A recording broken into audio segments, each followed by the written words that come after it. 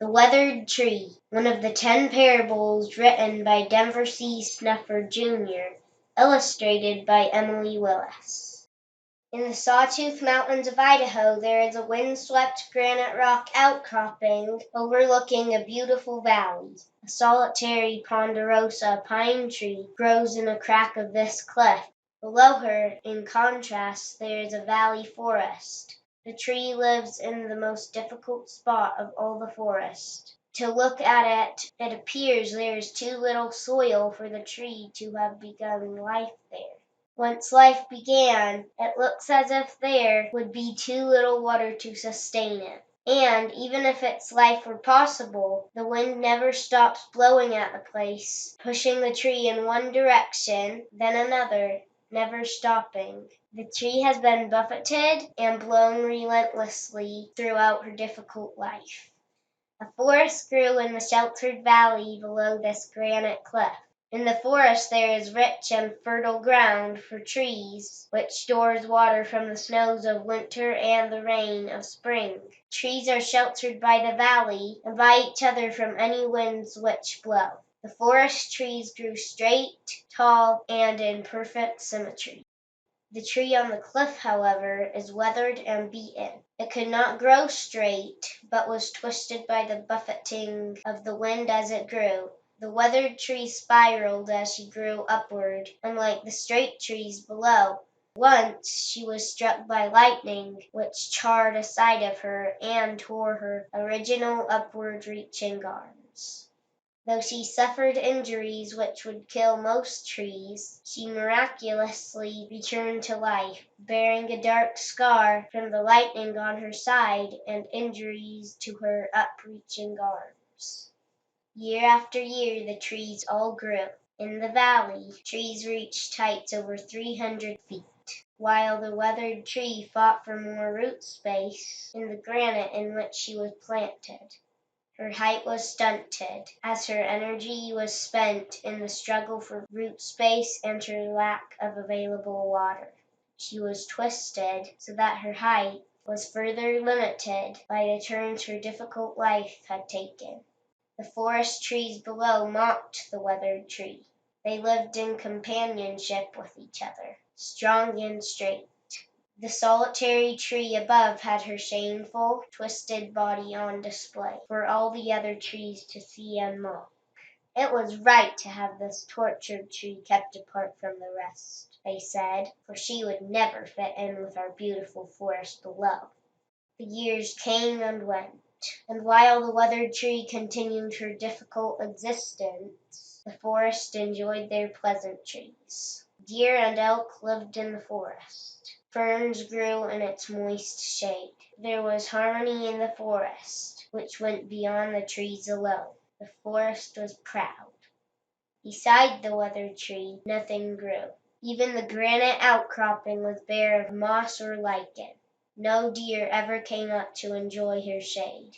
Her place was so harsh, not even wasps came to build a nest on her branches. She was solitary and rejected. The forests of the Sawtooth Mountains are harvested by more than one lumber company. The time came when this part of the forest was set for the harvest. Men came and cut all the tall, straight trees below and took them away. However, the twisted, weathered tree was not touched. She was in too precarious a place for the men to climb. Her trunk was too dangerous to cut because she would not fall straight. A man could be injured or die trying to cut down such a tree. The tree wasn't straight enough to send to the lumber mill. Nothing could be made using her wood, for her shape was too distorted for any of the purposes men use such trees. As they cut the trees below, the forest was so dense, as one tree fell, it would strike against another and break away the branches of both. Once on the ground, the men would quickly trim all remaining branches from the trunk.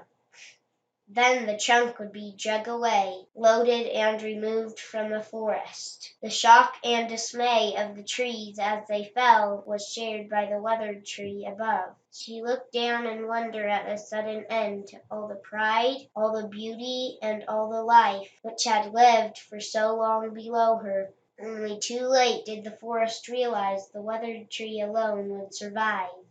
Some of the last to fall called out to her and said, "We are sorry. Please forgive us for how we treated you."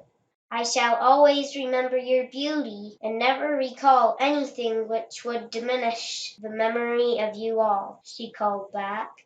She meant this, and felt great sorrow at the passing of her accusers.